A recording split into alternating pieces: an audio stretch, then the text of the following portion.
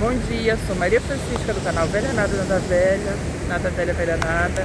Hoje são 8 de janeiro de 2026. Antes do assunto do tema, eu vou perguntar a você: já fez seus projetos? Já planilhou? Já botou no papel? Já executou? Já elaborou? O projeto é aquilo que a gente tira da mente ou do coração, o coração em mente, coloca-se no papel, faz os planejamentos. Você é tipo como se fosse planejamento da administração geral mesmo. Quem é administrador sabe o que eu estou falando. Pega uma planilha e vai planilhando. Primeiro faço isso, segundo isso, terceiro isso. E você vai organizando de tal modo que seja plausível, não só a feitura do projeto, como a execução do projeto, a fiscalização e o controle. Viu que daqui a 1, 2 meses não está do jeito que você quer? Volta, conserta, segue, volta, fiscaliza, conserta e segue, e assim vai controlando. Até que você torne plausível o que você planejou.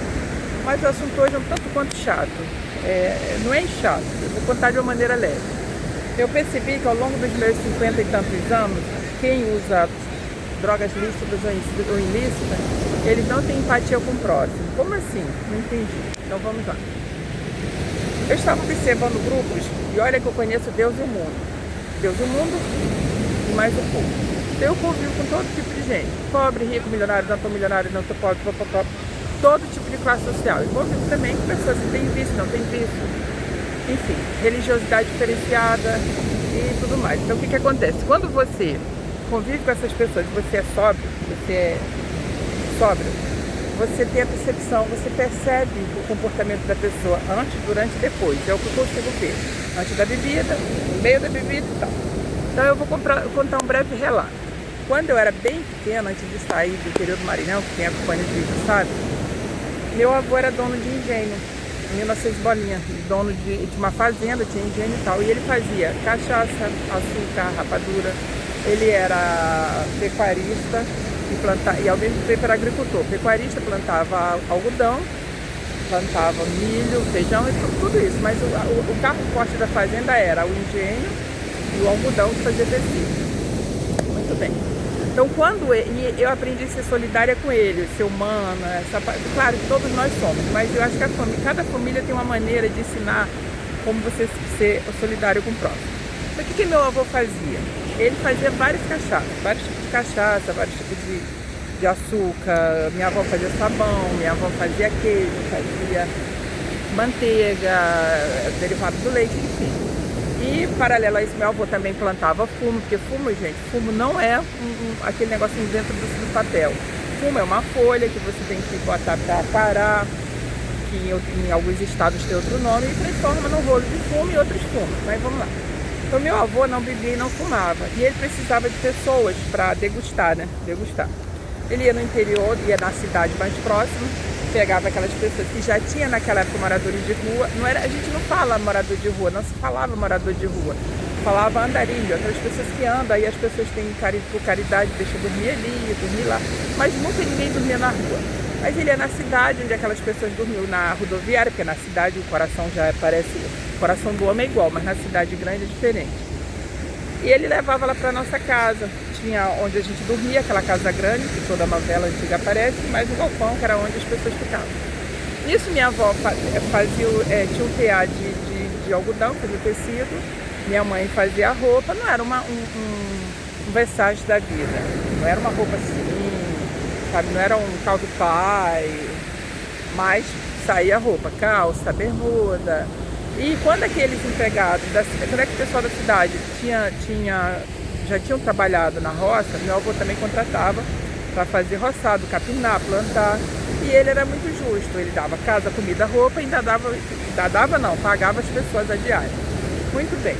E ele levava essas pessoas que não tinham para onde cair morta, não tinha para onde ir. E ele dava dignidade. Porém, tinha um lado não tão bom dele, que a pessoa já bebia. Então o que ele fazia? Ele fazia as cachaças e ele dizia que nada melhor do que a pessoa que bebe para dizer se é bom ou ruim. E aquelas pessoas bebiam.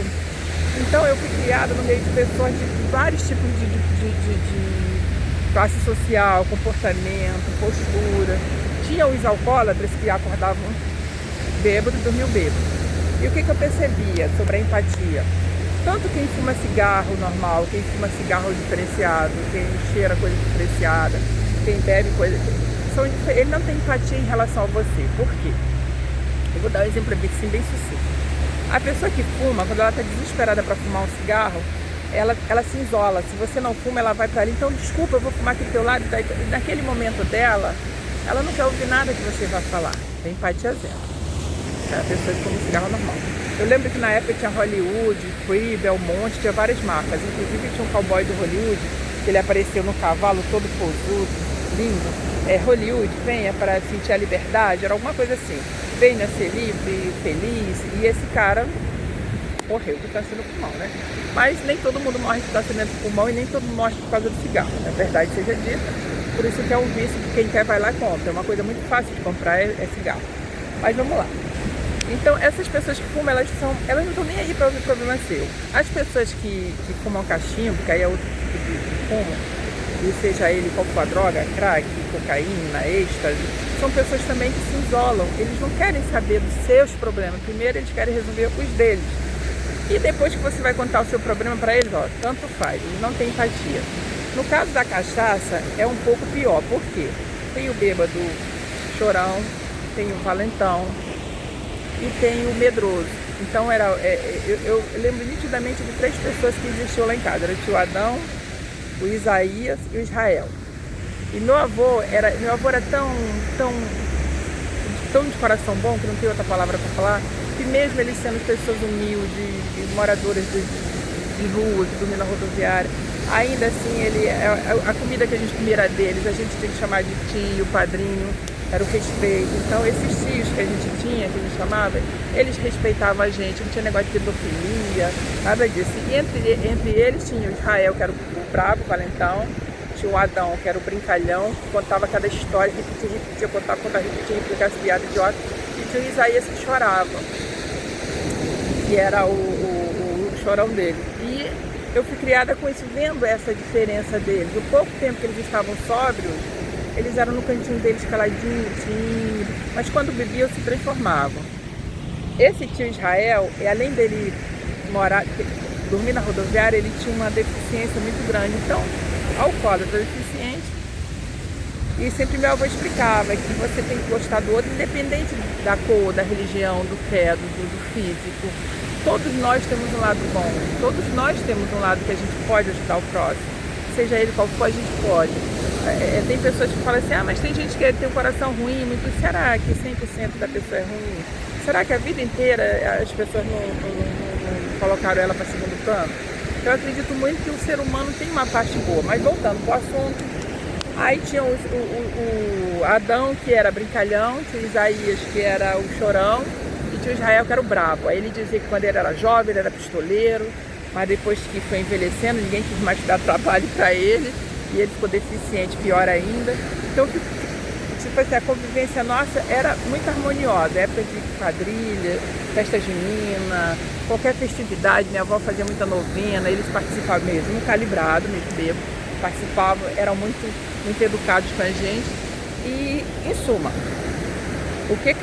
a conclusão que eu cheguei, não, em hipótese nenhuma, você tem que botar a culpa do psicotrópico, seja na bebida, no êxtase, na cocaína, na maconha, na bebida, no crack, seja lá no que for.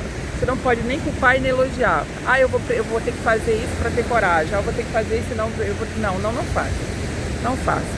Porque independente da religião, está escrito na Bíblia que tem portas que você não abre. Para que você vai abrir? Eu estou com 50 e tantos anos.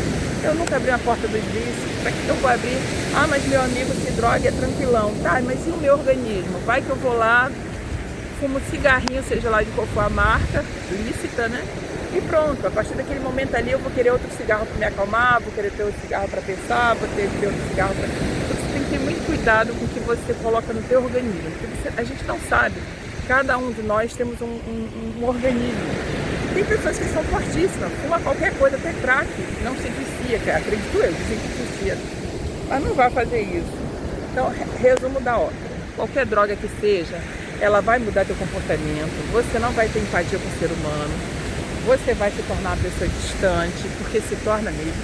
Presta atenção no seu amigo que fuma, presta atenção no seu amigo que bebe, mas você tem que ser sóbrio igual a mim. Se você beber junto com ele, você vai perceber. Ele vai sempre falar dele, e quando você começar um assunto, ele vai cortar. não tem empatia. E para mim a pior droga é a cocaína, que quando a pessoa está sob o efeito, ela se sente um herói, pode voar, pode fazer acontecer.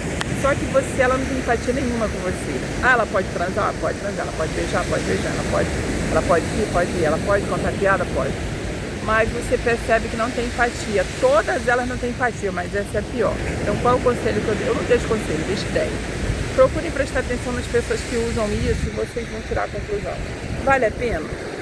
É legal eu ter que usar um troço desse para me declarar sou apaixonado por alguém, apaixonada, para conversar com alguém, para discutir com alguém, faça sóbrio, que você sóbrio você vai saber o que falou, por que falou e quando falou. E você vai dar a chance de lembrar e da pessoa. Se você estiver errado, a pessoa vai chegar perto de você, você vai lembrar. Se você estiver sob efeito de qualquer coisa, você não vai lembrar. Você não vai ter o discernimento de 100% para conversar com a pessoa. E é isso, tenha cuidado com o que você coloque dentro do seu corpo. Mais juízo, eu não estou aqui pregando política contra as drogas, não estou aqui pregando que é certo ou errado. Não sou Deus. Apenas você tem que prestar atenção na pessoa quando ela usa. Você vê que quando a pessoa bebe, ela começa a ficar alterada. Ou ela fica feliz, ou ela fica triste, ou ela fica brava. Mas ela não fica do jeito que é. Quando ela é muito medrosa, tem uns que ficam até caladinho no cantinho deles, que é a minoria, né? Se todos bebessem, ficassem no cantinho deles dormir, você não perturbaria o outro. Mas o problema da bebida é quando você bebe, perturba o outro. Quando você usa alguma coisa, perturba o outro. Se você usasse, ficasse na sua, tudo bem, mas você não fica. E é isso, bom dia.